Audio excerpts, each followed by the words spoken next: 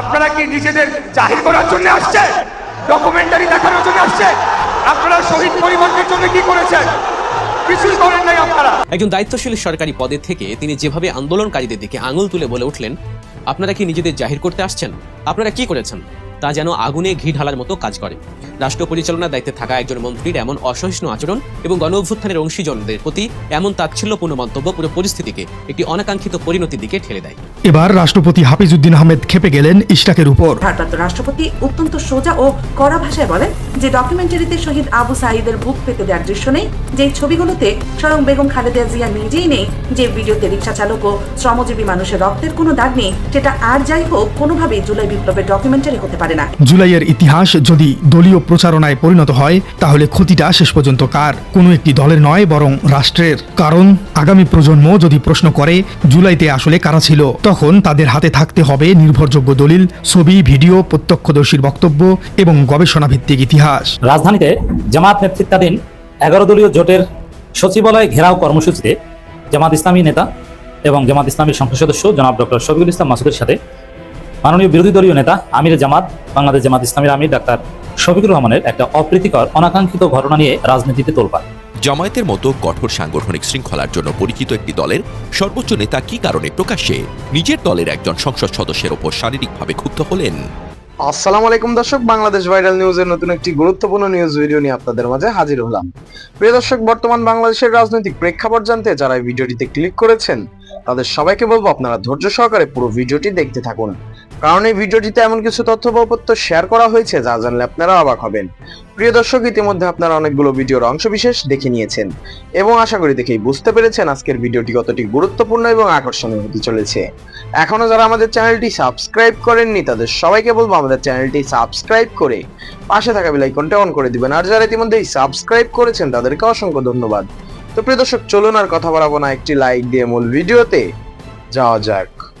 কিন্তু আজ 2026 সালে এসে ছাত্র জনতার সেই নজিরবিহীন গণ অভ্যুত্থানের দ্বিতীয় বর্ষপূর্তির ঠিক দ্বার প্রান্তে দাঁড়িয়ে রাজধানীর বাংলাদেশ চীন মৈত্রী সম্মেলন কেন্দ্রে যা ঘটে গেল তা এক কথায় নজিরবিহীন। এটি শুধু ইতিহাস বিকৃতির নগ্ন দৃষ্টান্তই নয়, বরং চরম বিশৃঙ্খলা ও রাজনৈতিক দেউলিয়াত্বের এক নতুন অধ্যায়। দর্শক, জুলাই গণ অভ্যুত্থান দিবস 2026 উপলক্ষে মুক্তিযুদ্ধ বিষয়ক মন্ত্রণালয়ের উদ্যোগে আয়োজন করা হয়েছিল শহীদ পরিবার ও আহত জুলাই যোদ্ধাদের এক বিশাল সংবর্ধনা অনুষ্ঠান। কিন্তু সেই আবেগঘন ও ঐতিহাসিক মঞ্চেই তৈরি হলো চরম বিতর্ক আর লজ্জাজনক হট্টগোল। মুক্তিযুদ্ধ মন্ত্রণালয়ের পক্ষ থেকে সেখানে একটি ভিডিও ডকুমেন্টারি বা প্রামাণ্যচিত্র প্রদর্শন করা হয়, আর সেই ভিডিওতে লুকিয়ে ছিল আসল বোমা। 24শে গণঅভ্যুত্থানের এক দফার ঘোষক নাহিদ ইসলাম কিংবা লাখো ছাত্র জনতা ও সাধারণ শ্রমজীবী মানুষের রক্তক্ষয়ী আত্মত্যাগের কোনো নামগন্ধই রাখা হয়নি সেই প্রামাণ্যচিত্রে। উল্টো সরকারি অনুদানে তৈরি ওই বিশাল বাজেটের ডকুমেন্টারিতে দেখানো হলো এই গণঅভ্যুত্থানে নাকি একক নায়ক, একক নির্দেশক এবং এক দফার মূল ঘোষক ছিলেন কেবলই বর্তমান প্রধানমন্ত্রী ও বিএনপির শীর্ষ নেতা তারেক রহমান। ভিডিও চিত্রটি বড় পর্দায় প্রদর্শিত হতেই সম্মেলন হলের ভেতরে উপস্থিত জাতীয় নাগরিক পার্টি বা এনসিপির কেন্দ্রীয় নেতৃবৃন্দ এবং আহত ও শহীদ পরিবারের সদস্যরা চরম ক্ষোভে ফেটে পড়েন। তাদের ভুয়া ভুয়া স্লোগানে রীতিমতো কেঁপে ওঠে পুরো হলরুম।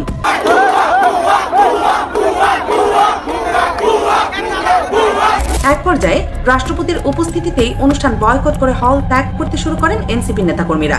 ঘটনাস্থলে পরিস্থিতি মুহূর্তের মধ্যে এতটাই উত্তপ্ত ও নিয়ন্ত্রণের বাইরে চলে যায় যে সভা মঞ্চে থাকা মুক্তিযুদ্ধ বিষয়ক প্রতিমন্ত্রী ইশরাক হোসেন মাইক হাতে নিয়ে ক্ষোভ প্রকাশ করতে গিয়ে এক প্রকার কাঁটা খায় নুনের ছিটা দিয়ে বসেন। তিনি সরাসরি বলে বসেন, আপনারা তো কিছুই করেন নাই। প্রতিমন্ত্রীর এই বিতর্কিত মন্তব্যে হট্টগোলের মাত্রা আরো দ্বিগুণ হয়ে যায়। পরবর্তীতে স্বরাষ্ট্রমন্ত্রী সালাউদ্দিন আহমেদ এবং এনসিপির সদস্য সচিব আক্তার হোসেন মঞ্চে এসে পরিস্থিতি শান্ত করার আপ্রাণ চেষ্টা করেন। তবে এই পুরো অনুষ্ঠানের সবচেয়ে নাটকীয় ও কঠোর সুর শোনা গেল প্রধান অতিথি ভারপ্রাপ্ত রাষ্ট্রপতি হাফিজউদ্দিন আহমেদের কণ্ঠে। বক্তব্য দিতে গিয়ে তিনি নিজ সরকারের মন্ত্রণালয়ের তৈরি করা প্রামাণ্যচিত্রের উপরই চরম ক্ষোভ ঝাড়েন। ভারপ্রাপ্ত রাষ্ট্রপতি অত্যন্ত সোজা ও কড়া ভাষায় বলেন যে ডকুমেন্টারিতে শহীদ আবু সাঈদের বুক পেতে দেওয়ার দৃশ্য নেই, যে ছবিগুলোতে স্বয়ং বেগম খালেদা জিয়া নিজেই নেই, যে ভিডিওতে রিক্সা চালক ও শ্রমজীবী মানুষের রক্তের কোনো দাগ নেই, সেটা আর যাই হোক কোনোভাবেই জুলাই বিপ্লবের ডকুমেন্টারি হতে পারে না। এই ডকুমেন্টারিতে অনেক ভুল আছে। প্রথম ভুলই হলো এখানে তো আবু সাঈদের ছবিই নাই। তবে একই সাথে তিনি রাষ্ট্রীয় এই গাম্ভীর্যপূর্ণ অনুষ্ঠানে আমন্ত্রিত বিদেশি কূটনীতিকদের সামনে এনসিপির এমন কড়া হট্টগোল ও বয়কটের ঘটনাকেও কড়া ভাষায় নিন্দা জানান। তিনি অত্যন্ত আক্ষেপের সুরে বলেন, এনসিপির এই বিশৃঙ্খল আচরণের কারণে আমন্ত্রিত বিদেশি অতিথিরা বাংলাদেশের রাজনৈতিক কৃষ্টি ও সংস্কৃতি সম্পর্কে এক জঘন্য এবং বাজে ধারণা নিয়ে অনুষ্ঠান ছেড়ে বের হয়ে গেছেন। কিন্তু নিরপেক্ষ রাজনীতি বিশ্লেষকরা এই পুরো ঘটনাটিকে একটু ভিন্ন দৃষ্টিকোণ থেকে দেখছেন। তাদের মতে তারেক রহমানের ডাকে যদি হাসিনা সরকারের পতন হওয়ার কথা থাকতো, তবে সেটি 2023 সালের 28 অক্টোবরই হয়ে যেত। সেদিনের মহাসমাবেশে তারেক রহমানের ডাকে প্রায় 10 লাখ লোক ঢাকায় এসেছিল, কিন্তু পুলিশের বাঁশি বাজানোর সাথে সাথে মাত্র 10 মিনিটে সেই 10 লাখ লোক কিভাবে পালিয়ে গেল তা দেশের মানুষ দেখেছে। একজন মানুষও সেদিন তারেক রহমানের ডাকে নিজের জীবন দিতে রাজি হয়নি। আর জুলাই আগস্টের বিপ্লবে মির্জা ফখরুল ইসলাম আলমগীরকে বারবার বলতে হয়েছে, এই আন্দোলন আমাদের আন্দোলন না, এটা বিএনপির আন্দোলন না, আমরা এর সাথে জড়িত না। কারণ জুলাই যদি শুধু বিএনপির আন্দোলন হতো, তবে দেশের কোটি কোটি সাধারণ মানুষ এতে কখনোই ঝাঁপিয়ে পড়তো না। তবে এনসিপি আজ বিএনপির বিরুদ্ধে ইতিহাস মুছে ফেলা এবং নগ্ন বিকৃতির অভিযোগে রাজপথে সোচ্চার হলেও নিরপেক্ষ বিশ্লেষকদের অভিযোগের তীর কিন্তু সরাসরি এনসিপির দিকেও ছুটছে। কারণ ইতিহাস বড়ই নির্মম ও নিরপেক্ষ বিচারে বিশ্বাসী। আজ এনসিপির সাথে যা ঘটছে, ঠিক একই কাজ কিন্তু তারা নিজেরাও করছিল জামায়াত এবং শিবিরের সাথে। ডক্টর ইউনূসের সময় যখন এনসিপি নাহিদ ইসলাম এবং আসিফ মাহমুদরা সরকারের উপদেষ্টা হয়ে ক্ষমতার মসনদে বসেছিলেন, তারা তখনও বিপ্লবের ইতিহাস থেকে ইসলামী ছাত্র শিবির এবং জামায়াতে ইসলামীকে সযত্নে মুছে দেওয়ার চেষ্টা করেছিল। উপদেষ্টা থাকাকালীন নাহিদ ইসলাম সোশ্যাল মিডিয়ায় পোস্ট দিয়ে জুলাইয়ের অন্যতম মূল কারিগর এবং সম্মুখ সারির যোদ্ধা সাদিক কায়েমকে ভুয়া সমন্বয়ক বানানোর অপচেষ্টাও চালিয়েছিলেন। আসিফ মাহমুদও নিজের লেখা বই থেকে কৌশলে সাদিক কায়েমের ছবি বাদ দিয়েছিলেন। আর আজ যখন বিএনপি ক্ষমতায় এসে নাহিদ ও আসিফকে ইতিহাস থেকে মাইনাস করে তারেক রহমানকে এক দফার সর্বা বানাচ্ছে, তখন এটি আসলে বাংলাদেশে সেই চিরচেনার নোংরা রাজনৈতিক সংস্কৃতিরই এক নগ্ন পুনরাবৃত্তি। ক্ষমতার চেয়ারে যেই বসে সেই রঙিন চশমা চোখে দিয়ে রাজপথের বাস্তব রক্তকে অস্বীকার করে পেন্সিলের টানে ইতিহাস বদলাতে চায়। কৌশলগত ও ক্ষমতার রাজনীতিতে তারেক রহমান যদি নিজেকে এক দফার মূল ঘোষক বানাতে চান, তা হয়তো জনগণের বড় কোনো আপত্তি থাকতো না যদি তিনি কাজের মাধ্যমে তা প্রমাণ করতে পারতেন। কিন্তু দুঃখজনক হলে সত্য, বর্তমান সরকারের আমলে তারেক রহমান এটি প্রমাণ করতে সম্পূর্ণ ব্যর্থ হয়েছেন যে তিনি 24-এর সেই রক্তক্ষয়ী জুলাই বিপ্লবকে সত্যিকার অর্থে নিজের হৃদয়ে ধারণ করতে পেরেছেন। তিনি এখনো এই অভূতপূর্ব বিপ্লবকে স্রেফ একটি গতানুগতিক রাজনৈতিক আন্দোলন হিসেবেই দেখে আসছেন। সব দলমতের হাজার হাজার শহীদ, শত শত চোখ হারানো এবং পঙ্গু হয়ে যাওয়া জুলাই যোদ্ধাদের তিনি এখনো নিজের লোক বলে আপন করে নিতে পারেননি। এমনকি বিএনপির ভেতর যে 99% সাধারণ কর্মী রাজপথে বুক পেতে রক্ত দিয়েছিল, তাদের মূল্যায়নও আজ তার সরকারের আমলাতন্ত্রের মোটা ফাইলের নিচে চাপা পড়ে গেছে। তারেক সরকারের বর্তমান ক্যাবিনেট উপদেষ্টা কিংবা বিশেষ সহকারী প্যানেলের দিকে তাকালে দেখা যায়, জুলাই রাজপথে খালি হাতে টিয়ারশেল এবং বুলেটের সামনে দাঁড়ানো কোনো সত্যিকারের গণ বিপ্লবীর জায়গা সেখানে হয়নি। ফলে আজ রাষ্ট্রীয় ভিডিওতে তাকে এক দফার ঘোষক বানিয়ে কোটি কোটি টাকা খরচ করে প্রামাণ্য চিত্র তৈরি করলেও দেশের সচেতন মানুষের কাছে তা স্রেফ একটি হাস্যকর রাজনৈতিক তামাশা ছাড়া আর কিছু নয়। মুক্তিযুদ্ধ থেকে শুরু করে 24 জুলাই গণ অভ্যুত্থান, ইতিহাসের পাতায় কার ছবি থাকবে, কার ছবি কাটা পড়বে, তা কোনো ক্ষমতাসীন সরকারি স্ক্রিপ্ট বা প্রামাণ্যচিত্র কখনোই নির্ধারণ করতে পারে না। ক্ষমতার মসনদে বসে তারেক রহমান কি পারবেন জুলাইয়ের প্রকৃত বিপ্লবীদের যথাযথ সম্মান দিতে, নাকি ইতিহাস মোছার এই জঘন্য ও পুরনো খেলায় মেতে পতিত স্বৈরাচারের পথেই হাঁটবেন? বাংলাদেশের সচেতন জনগণ আজ আর বোকা নয়। তারা খুব ভালো করেই জানে সরকারি দলিলে লেখা কৃত্রিম ইতিহাস আর রাজপথে বুকে রক্ত দিয়ে লেখা বাস্তব ইতিহাসের মধ্যকার তফাৎ ঠিক কতটুকু। প্রিয় দর্শক, ইতিহাস বিকৃতির এই জঘন্য রাজনীতিকে আপনি কিভাবে দেখছেন? রাজধানীতে জামায়াত নেতৃত্বাধীন 11 দলীয় জোটের সচিবালয় ঘেরাও কর্মসূচিতে জামাত ইসলামী নেতা এবং জামাত ইসলামী সংসদ সদস্য জনাব ডক্টর শফিকুল ইসলাম মাসুদের সাথে মাননীয় বিরোধী দলীয় নেতা আমির জামাত বাংলাদেশ জামাত ইসলামীর আমির ডাক্তার শফিকুর রহমানের একটা অপ্রীতিকর অনাকাঙ্ক্ষিত ঘটনা নিয়ে রাজনীতিতে তোলপাড়। জামাত ইসলামীর লোকজন নানানভাবে নানান জনে ব্যাখ্যা দেওয়ার চেষ্টা করছেন। কেউ কেউ এটাকে ডিফেন্ড করছেন, কেউ কেউ বলছেন যে শাসন, স্নেহ, আদর, কেউ কেউ বলছেন যে বাবা তার সন্তানকে ধমক দিতেই পারে। নানানভাবে নানানজন ব্যাখ্যা দিচ্ছেন। কিন্তু আমরা দেখতে পাচ্ছি যে রাজনীতি এটা নিয়ে তোলপাড়। যেখানে হওয়ার কথা ছিল যে আজকে ডাক্তার শফিকুর রহমান মুক্তাঙ্গনে কি বার্তা দিয়েছে, বিএনপি সরকারের বিরুদ্ধে জামাত ইসলামীর অ্যাকশনটা কেমন হলো, সচিবালয় ঘেরাওয়ের তাৎপর্য কি, এবং সরকার কতটুকু ভয় পেয়েছে, সরকারের উপর কতটুকু চাপ তৈরি হলো, এবং আজকে 11 দলীয় জোটের কর্মসূচি থেকে জামাত আমির যে কর্মসূচি ঘোষণা করলেন সেই কর্মসূচির ফলাফল কি হতে পারে, অথবা বিরোধী দল হিসেবে জামাত কতটুকু সফল, আজকে থেকেই কি জামাত বিরোধী দল হিসেবে জনগণের কাতারে দাঁড়ালো। আলোচ্য বিষয় হওয়ার কথা ছিল এগুলো নিয়ে তোলপাড় হওয়ার কথা ছিল যে এত তাড়াতাড়ি লং মার্চের ঘোষণা দিয়ে দিল, মহাসমাবেশের ঘোষণা দিল, কি ঘটতে যাচ্ছে, আদৌ কি একদম নির্বিঘ্নে মহাসমাবেশ লং মার্চ হবে না বিএনপি বাধা দিবে? আলোচনার বিষয় হওয়ার কথা ছিল এটা, কিন্তু না, আলোচনার বিষয় doctor Shafiqul Islam Masud versus doctor Shafiqur Rahman. কি আপনারা দেখেছেন ভিডিওতে অলরেডি, এটা দেখেন নাই এমন কেউ নেই। যারা দেখেননি তাদের অবগতির জন্য জানাচ্ছি, যখন সচিবালয় ঘেরাও করতে যাচ্ছিলেন জামাত জোটের নেতারা, অন্যান্য সিনিয়র নেতারাও ছিলেন, একদম শফিকুল ইসলাম মাসুদের পাশে হামিদুর রহমান আজাদ ছিলেন। তো সেখানে যেহেতু এটা ঢাকা মহানগর দক্ষিণে আওতাভুক্ত, শফিকুল ইসলাম মাসুদ একদম ফ্রন্ট পয়েন্টে ছিলেন। সচিবালয় ঘেরাও মানেই হচ্ছে এক পর্যায়ে পুলিশ আটকে দিবে, এটা এক্সপেক্টেড, হু ডাজেন্ট নো। আমার ছোট ভাই রাশেদ খান ফেসবুকে পোস্ট দিয়েছেন যে এই সচিবালয় ঘেরাও পুলিশ বাধা না দিলে জামাত এই করে ফেলতো সেই করে ফেলতো, যারা ক্ষমতা আসতে চায় তারা এই ধরনের কাজ করে না। আমার ছোট ভাই জানেই না, এত কম ইতিহাস জানলে হবে? সচিবালয় ঘেরাও, কোনো দূতাবাস ঘেরাও কর্মসূচি, এটা একটা রুটিন প্রোগ্রামের মতো, এটা প্রায়ই হয়। তবে ঘেরাও মানেই ঘেরাও না, একটা পর্যায়ে থামিয়ে দেয় এবং তারা সেটা মেনে নেয়, এটাই প্র্যাকটিস। আজকে যেটা ঘটেছে, জামাতকে যে জায়গায় থামিয়ে দিয়েছে ওই জায়গায় থামিয়ে দিবে, এটা জামাত তো জানতো, যারা থামিয়ে দিবে তারাও জানতো। রাজনীতি যারা পর্যবেক্ষণ করেন তারা যদি এরকম কমন একটা বেসিক জিনিস না জানেন, এটা দুঃখজনক। সচিবালয় জীবনেও ভিতরে ঢুকতে দিবে না, আর একটা নির্দিষ্ট জায়গা পর্যন্ত যেতে দেবে। সচিবালয় একটা কেপিআই। তো দর্শক, সেই ঘেরাও কর্মসূচির সময় যেহেতু এটাও কাঙ্ক্ষিত এবং এটাও এক্সপেক্টেড যে পুলিশ বাধা দিবে, বাধা অতিক্রম করে যাওয়ার চেষ্টা করবে, একটু তর্ক হবে, এটা সিরিয়াস কিছু না। এটা যে অনাকাঙ্ক্ষিত বা এক্সক্লুসিভ কিছু ঘটেছে এটা আমি মনে করি না, এরকম ঘটনা অনেক ঘটেছে। সেখানে নেতারা কথা বলবে, পুলিশের সাথে বাকবিতণ্ডা করবে, এক পর্যায়ে পুলিশ তাদেরকে থামিয়ে দিবে, তারা থেমে সেখান থেকে চলে আসবে, এটাই স্বাভাবিক। শফিকুল ইসলাম মাসুদ একটু উত্তপ্ত বাক্য বিনিময় করছেন যখন আমিরে জামাত থামতে বলছিলেন যে না আমি আছি এখানে, তুমি থামো। কিন্তু ডক্টর শফিকুল ইসলাম মাসুদ স্লোগান দিচ্ছেন, তিনি একটু উত্তেজিত, একটু ক্রেজি ছিলেন, আজিব যে পুলিশের বাধা অতিক্রম করে তিনি সামনে এগিয়ে যাবেন। যদিও Shafiqul Islam Masud also knew that যে না, সামনে যাওয়ার সম্ভব না, একটা পর্যায়ে তাকে থামতে হবে। তারপরে যেটা হয়েছে, এটি রাজনীতি, এটি কাস্টম, এটি প্র্যাকটিস।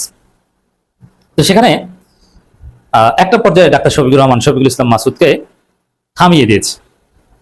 থামিয়ে দিতে যে তার শরীরে টাচ করেছে এবং গালে হালকা করে হাত বুলিয়ে দিয়েছে, দ্যাট মিনস তুমি থেমে যাও। একটা বিরক্তির সুর ছিল যে তুমি থেমে যাও, তুমি এখনো কেন থামো নাই। অথবা গলা হালকা, গলা টিপে ধরার মতো একটা আবহ লক্ষ্য করা গেছে। এবং শেষে আমিরে জামাত যাওয়ার সময়, প্রোগ্রাম শেষ করে যাওয়ার সময় শফিকুল ইসলাম মাসুদকে স্নেহ করে গেছেন, আদর করে গেছেন। এইটা তোলপাড়। বিএনপির লোকজন বলছে এটা কেমন আচরণ, জামাতের লোকজন বলছে না, যিনি শাসন করতে পারেন তিনি স্নেহ করতে পারেন। জামাতের ব্যাখ্যা এটাই, এবং এটাকে শাসন এবং স্নেহ হিসেবে দেখাচ্ছেন। বিষয়টা কি দেখেন, আবেগ দিয়ে রাজনীতি চলে না। জামাতের লোকজনকে বলবো, যতদিন আপনি এই আবেগী জগতে থাকবেন, আবেগী জগৎটাকে অনেকে বলছেন যে বাবা তার সন্তানকে শাসন করতেই পারে না, সংগঠনকে আপনি, সংগঠনের আমির, সংগঠনের নেতাকে আপনি বাবা বানিয়ে ফেলছেন। এখানে বাবা মার কোনো সম্পর্ক না, you have to be political. একজন আপনার নেতা আর একজন আপনার অধস্তন নেতা, এটা পলিটিক্যাল হায়ারার্কির বিষয়, নট বাবা মার সম্পর্ক। বাবা মার সম্পর্ক, পারিবারিক সম্পর্ক কখনো কোনো সাংগঠনিক রাজনৈতিক সম্পর্ক না। জামাতের লোকজন অনেকেই এখনো এই অবাস্তব কল্পনা বিলাসের মধ্যে পড়ে আছেন, এবং এগুলো যারা করেন তারা এগুলো সব হারান, তারা রাজনীতিতে শাইন করতে পারে না। রাজনীতিতে you have to be realistic. এই জন্য এখানে বাবা মার সম্পর্ক, বাবা সন্তান সম্পর্ক এরকম কিছু না। এখানে পলিটিক্যাল লিডারশিপের একটা হায়ারার্কির বিষয়, এখানে শৃঙ্খলাবোধের বিষয়, এখানে অ্যাকাউন্টেবিলিটির বিষয়। আপনি সংগঠনকে কিভাবে দেখবেন? ধমক দেয়া, এই বিষয়টাকে বুঝতে হবে। ধমক দেয়া, হোয়াট ইজ ধমক, হোয়াই ইজ ধমক, কে ধমক দিবে, কখন ধমক দিবে, এটা কি রাজনীতি চলে? না, এটা কোনো রাজনীতি না। এই ধরনের প্র্যাকটিসকে কিছুতেই অ্যালাউ করা যায় না। ডাক্তার শফিকুর রহমান কি ভুল করেছেন? ডাক্তার শফিকুর রহমান যে কাজটা করেছেন সেটা দৃষ্টিকটু, এটা কোনো ফৌজদারি অপরাধ না যে ওইভাবে সমালোচনা করতে হবে, তবে এটা দৃষ্টিকটু। ডক্টর শফিকুল ইসলাম মাসুদ একজন এমপি, তার দলের একজন নেতা, তাকে এভাবে বডি টাচ করে, আপত্তিকর ভাবে বডি টাচ করে তাকে শাসন করতে তিনি পারেন না। এবং এই কাজটা ঠিক হয়নি বলেই ডাক্তার শফিকুর রহমান শেষে একটু স্নেহ করে গেছেন। আর যারা পুরোটাকে বৈধতা দিচ্ছেন তারা তো এখানে কন্ট্রাডিকশনে আছে। কারণ ডাক্তার শফিকুর রহমান স্বভাবসুলভ ভাবে এখানে শাসনের অধিকার যদি থাকতো তাহলে তিনি শেষে স্নেহ করে গেলেন। এখানে শাসন টাসন এইসব বিষয় না। তাহলে রাজনৈতিক দলের হিসাব নিকাশটা কিভাবে হবে? এখানে হওয়া উচিত জবাবদিহিতা, শৃঙ্খলাবোধ এবং সাংগঠনিক প্র্যাকটিস। ডক্টর শফিকুল ইসলাম মাসুদ এখানে তিনি নিজে দায়িত্বশীল আচরণ করবেন। আর যদি এবং পলিটিক্যাল হায়ারার্কিতে যেখানে ডাক্তার শফিকুর রহমান আছেন সেখানে বিনয়ী চিত্তে তার অনুসরণ করবেন ডক্টর শফিকুল ইসলাম মাসুদ। কেউ ভুল করলে তার বিরুদ্ধে সাংগঠনিক ব্যবস্থা, শোকজ, সতর্ক করা। রাজনৈতিক সম্পর্ক হচ্ছে এগুলো, জবাবদিহিতা। এখানে বাবা মা আদর স্নেহের সম্পর্ক না, এই জায়গাটাই জামাতের লোকজন ভুল করছে। অতএব এই দৃষ্টিতে ডেফিনেটলি এটা আপত্তিকর এবং দৃষ্টিকটু। এখানে একটু চিন্তা করেন, কিছুদিন আগে মির্জা ফখরুল এরকম কিছু কাজ করেছেন, বিরক্ত হয়ে কাউকে ধাক্কা দিয়েছেন বাইতে দিয়ে। তখন জামাতের লোকজন বা আমাদের অবস্থানটা কি ছিল? আমরা মির্জা ফখরুলের কি কঠিন সমালোচনা করেছিলাম, মনে আছে? তখন কি ব্যাখ্যা দিয়েছিলেন যে না এটা পারেন না, রাজনৈতিক নেতা তার অধস্তন নেতা কখনো বা তার কর্মী তার সন্তান না, সম্পর্কটা পলিটিক্যাল হায়ারার্কিগত বিষয়, অতএব তিনি শাসন করতে পারেন না, তিনি সাংগঠনিক ব্যবস্থা নিতে পারেন। এখানে শাসনের প্রশ্ন না। অনেকে বলছেন শাসন না, এখানে শাসনের প্রশ্ন না, এখানে পলিটিক্যাল রিলেশনশিপ। আপনি সাংগঠনিক ব্যবস্থা নেবেন তিনি নিয়ম লঙ্ঘন করলে।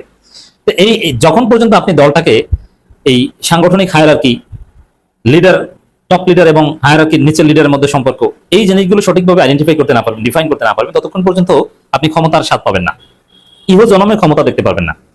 আপনি সংগঠনকে বাবা ছেলের সম্পর্ক মনে করলে, শাসনের সম্পর্ক মনে করলে আপনি এগুলো সব হারাবেন। এই জায়গাটা জামাতের লোকজনকে রিয়ালিস্টিক হতে হবে। মির্জা ফখরুলের সমালোচনা তো করেছিলেন, সাপোজ এই কাজটা যদি তারেক রহমান করতেন, যুবদল নেতা নয়নকে যদি এরকম হালকা করে একটু ছুঁয়ে দিন, তখন জামাতের লোকজন বা আমরা কি রিয়াকশন দেখাতাম, আমরা একটা তীব্র সমালোচনা করতাম। এই জন্য ডাক্তার শফিকুর রহমান যে কাজটা করেছেন এটা দৃষ্টিকটু, এটা করা উচিত হয়নি, আশা করি ভবিষ্যতে আর করবেন না। ডাক্তার শফিকুর রহমান নিজেও বিব্রত। আর ফলাফল তো দেখেন, এই বিষয় নিয়ে আলোচনা হবে, এটা কি আপনাদের জন্য প্লেজেন্ট না? অতএব এই ঘটনাটা না ঘটলেই তো ভালো হতো। এরকম শাসন এটা অপ্রত্যাশিত। বরং এখানে আলোচনার বিষয়বস্তু থাকা উচিত ছিল লং মার্চের ফলাফল কি হতে পারে, আজকে সচিবালয় ঘেরাওয়ের ফলাফল কি, এগুলো নিয়ে। অতএব রাজনীতির মতো করেন। রাজনীতি পরিবার না, রাজনৈতিক নেতা বাবা না, রাজনৈতিক নেতা মাও না, এগুলো হচ্ছে আবেগী ফাও কথা। রাজনৈতিক নেতা, আপনি নেতা, সে কর্মী, আপনার সাথে সম্পর্কের ধরনটা আগে ডিফাইন করেন। তবে সবকিছু ছাপিয়ে আমি যেটা বলতে চাই, এই ধরনের যেটা ঘটেছে এটা মাঝে মাঝে অনাকাঙ্ক্ষিত ঘটনা ঘটেছে, এটা অপ্রত্যাশিত অনাকাঙ্ক্ষিত, এটাকে গ্লোরিফাই করার কিছু নেই, এটাকে ডিফেন্ড করার কিছু নেই। ডাক্তার শফিকুর রহমান নিজে এটা সলভ করেছেন। শেষে একটু স্নেহের পরশ বুলিয়ে দেওয়ার মাধ্যমে যে ডক্টর মাসুদ, পাবলিক প্লেসে তোমার সাথে এই ধরনের আচরণ করা আমার ঠিক হয়নি, যার ফলে আমি একটু স্নেহ করে দিলাম, ঘটনার সমাপ্তি এখানেই ঘটেছে।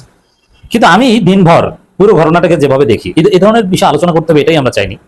এখানে যেটা দেখতে চাই যে ডাক্তার শফিকুর রহমান আজকে, আমার দৃষ্টিভঙ্গি যে এই ধরনের ধাক্কাধাক্কিতে তার না গেলেই ভালো হতো। এটা নাহিদ ইসলামরা করবে, এটা শফিকুল ইসলাম মাসুদরা করবে, এটা গোলাম পরোয়ারা করবে, আমিরের জামাত এটা করবেন না, পুলিশের সাথে ধাক্কাধাক্কি, তার হাল মাকাম আরো অনেক উঁচুতে।